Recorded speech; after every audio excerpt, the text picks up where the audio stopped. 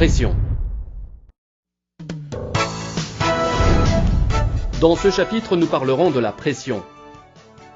Comment cette dernière influence un volume? Quel est l'objectif de la manœuvre d'équilibration? Quelles sont les conséquences physiologiques chez le plongeur?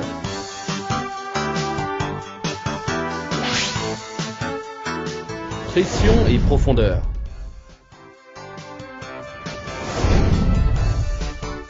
Dans le chapitre précédent, nous avons appris que l'une des caractéristiques essentielles d'un masque est d'inclure le nez afin de pouvoir le pincer de l'extérieur. Nous avons également découvert qu'il est plus facile d'équilibrer un masque de volume réduit. Les caractéristiques du masque jouent un rôle important pour le plongeur. Sous l'eau, la pression augmente. La pression. Mais de quoi s'agit-il exactement? En physique, la pression est la force qui s'exerce sur une surface. Imagine que tu marches dans la neige fraîche. À chaque pas, tu vas t'enfoncer. Maintenant, si tu utilises une paire de skis, il est clair que tu vas rester sur la surface de la neige. Pourtant, ton poids est le même dans les deux cas. Ce qui a changé, c'est que le poids est réparti sur une plus grande surface.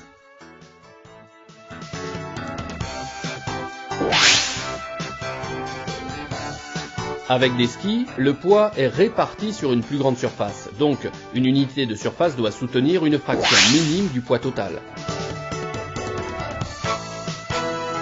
Il existe plusieurs unités de mesure pour la pression. On utilise habituellement le kilogramme par centimètre carré, équivalent à la force d'un kilogramme répartie sur une surface d'1 centimètre carré. Maintenant, imagine notre planète. Tout autour de la Terre, il y a une couche d'air qui, à partir de sa surface, s'élève sur des dizaines de kilomètres. C'est l'atmosphère. Les molécules d'air ont leur propre poids. Ainsi, le total du poids des molécules pèse sur la surface terrestre et sur tout ce qui s'y trouve. Ce poids est la pression atmosphérique.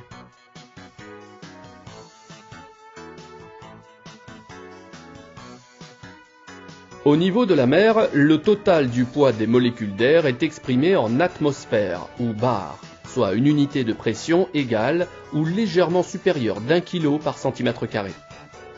En gravissant une montagne, le poids de la colonne d'air se réduit. Sa pression est donc inférieure à une atmosphère. À présent, allons sous l'eau. Les molécules d'eau sont beaucoup plus lourdes. Le poids d'environ 10 mètres d'eau équivaut au poids d'une colonne d'air atmosphérique. Pour cette raison, le poids de l'eau crée une pression supplémentaire de 1 atmosphère tous les 10 mètres. Cette pression s'appelle pression hydrostatique. Le plongeur doit connaître la pression réelle de l'endroit où il se trouve.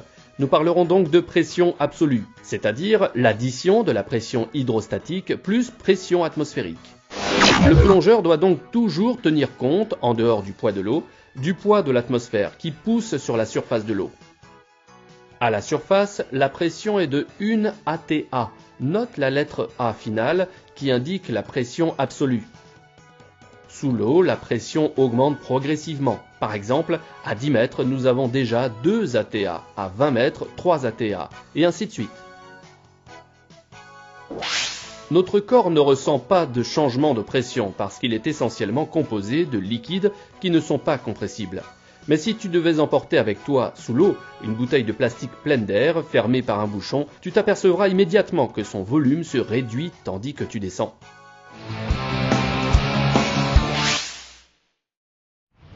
Pression et volume. Il existe donc une corrélation entre pression et volume d'un gaz. Plus tu descends, plus le volume de la bouteille se réduit à cause de la pression qui augmente.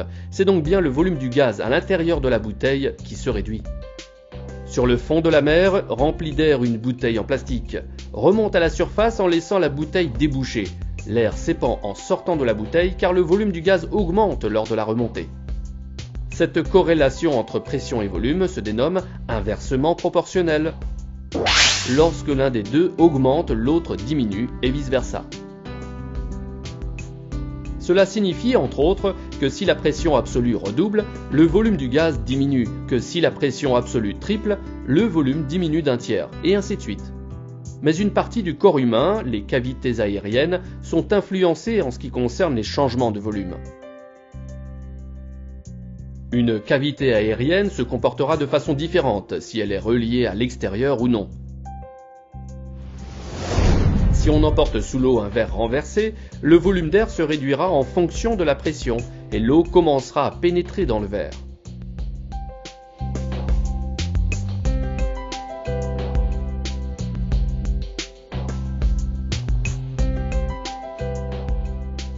Fermons maintenant le verre à l'aide d'une pellicule en caoutchouc. À cause de la pression, la pellicule rentre à l'intérieur, introflexion, afin d'équilibrer la pression interne et la pression externe, tant que l'élasticité de la pellicule le permet.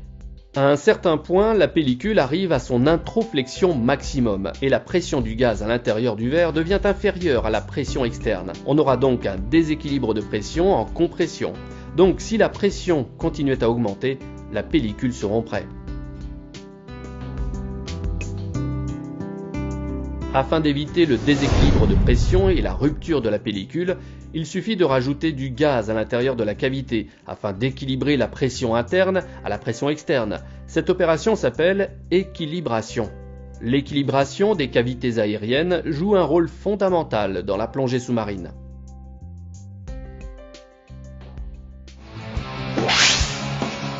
L'équilibration. Avant tout, quelles sont les cavités gazeuses du corps humain et du plongeur tout équipé? Les poumons, la plus grande cavité, sont les plus faciles à équilibrer, étant donné que cela se fait naturellement, sans que le plongeur ait besoin d'intervenir. Pour les apnéistes, le volume des poumons se réduit selon nécessité. La réduction du volume s'opère par un afflux du sang localisé dénommé blood shift. Une autre cavité est le coussin d'air à l'intérieur du masque. Grâce à la souplesse de la jupe du masque,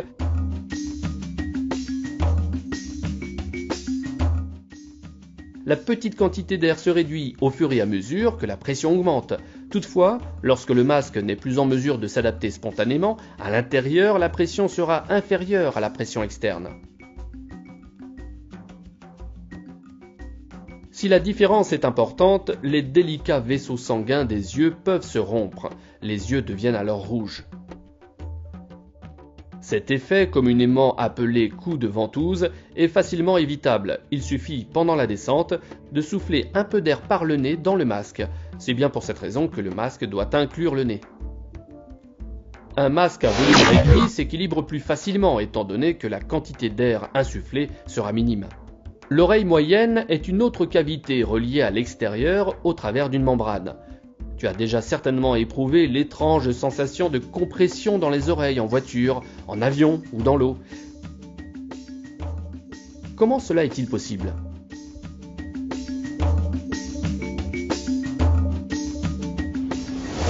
L'oreille se compose de 3 parties.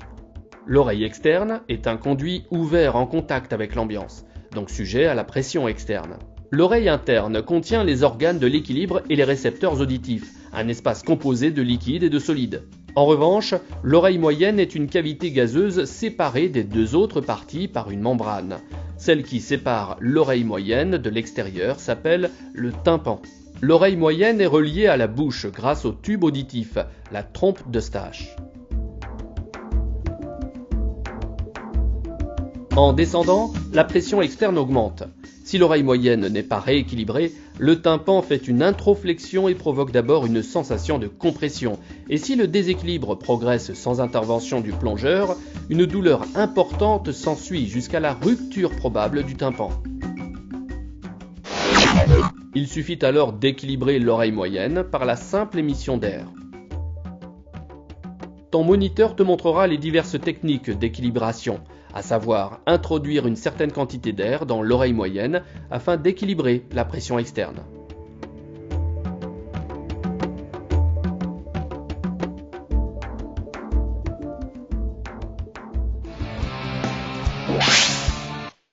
Déséquilibre de pression pendant la remontée.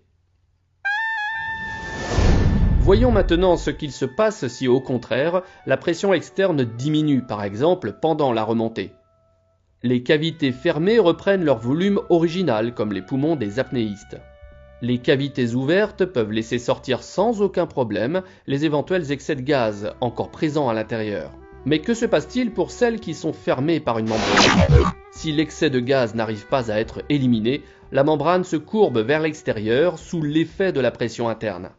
Dans ce cas, nous sommes dans une situation de déséquilibre de pression en décompression. Cette situation est également dangereuse et peut endommager la membrane. En ce qui concerne l'oreille moyenne, l'ouverture du tube auditif permet de se débarrasser de l'air en excès. Nous verrons plus tard dans ce chapitre que faire dans le cas où le gaz est bloqué et n'arrive plus à sortir.